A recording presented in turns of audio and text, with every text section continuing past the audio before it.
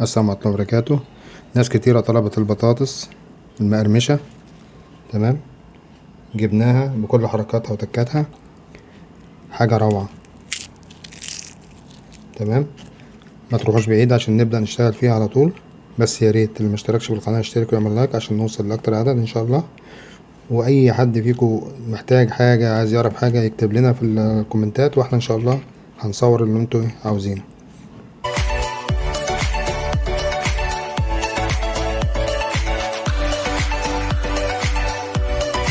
المكونات بتاعتنا 5 حبات بطاطس بتوع نص كيلو، هنقطعهم.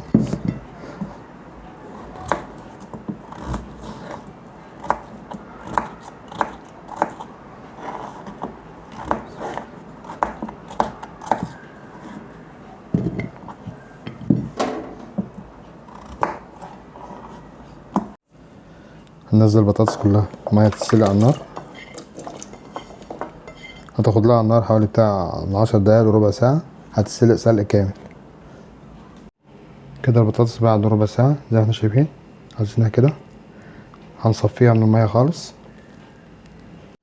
كده احنا صفيناها من المية خالص زي ما احنا شايفين، مش محتاجين فيها اي مية.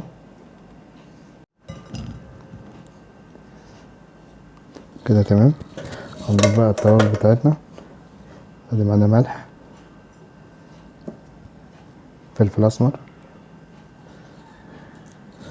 توم باودر، بصل باودر، معانا بابريكا. وهنبدأ نهرسها هرس جامد مع بعض، نهرسها كويس، مش عايزين فيها اي تكتلات.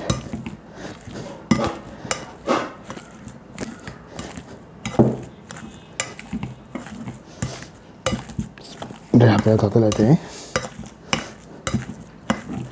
بس اهم حاجة الهرس ما يكونش فيها اي كتل ولا اي حاجة.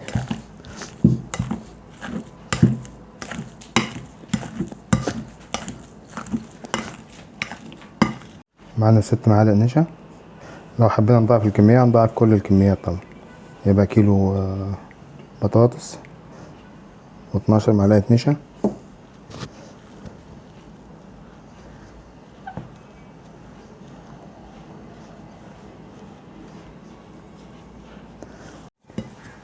كده العجينة خلاص جاهزة زي ما احنا شايفين كده. هي طرية بس مش بتلزق في الايد.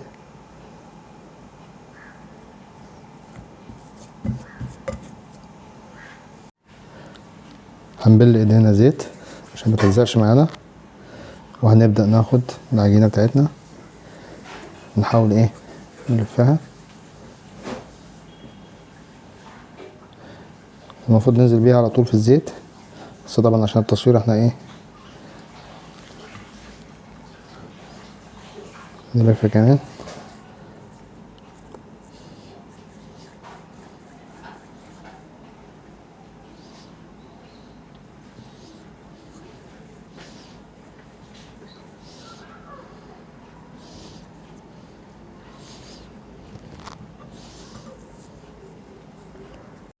معانا زيت، هيبقى زيت غزير شوية، نحطه على النار يسخن. الزيت ننزل بيها في الزيت.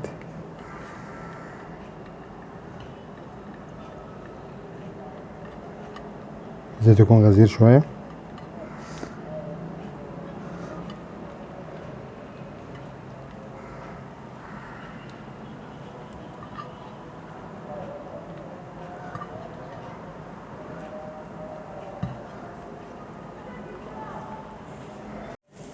هنبدأ كده كده لسه هي معانا طرية، تمام. هنطلعها احنا دلوقتي ونرجع برضو نحمرها شوية بعد ايه ما تبرد، عشان تدينا القرمشة ايه اللي مطلوبة. يبقى لازم نطلع بيها وهي باللون الذهبي ده، ذهبي فاتح، عشان الدور التاني في التحمير.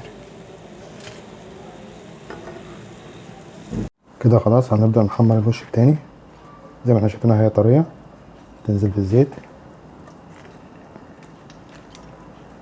ده هيديها قرمشة.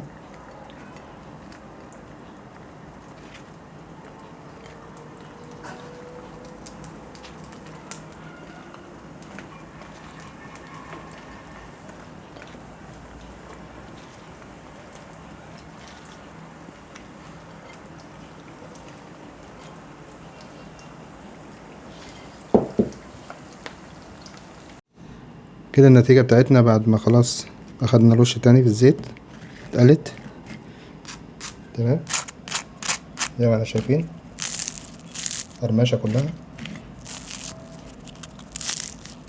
حاجة يعني بص روعة ولا الطعم حاجة روعة. مش هتبطلي تعمليها؟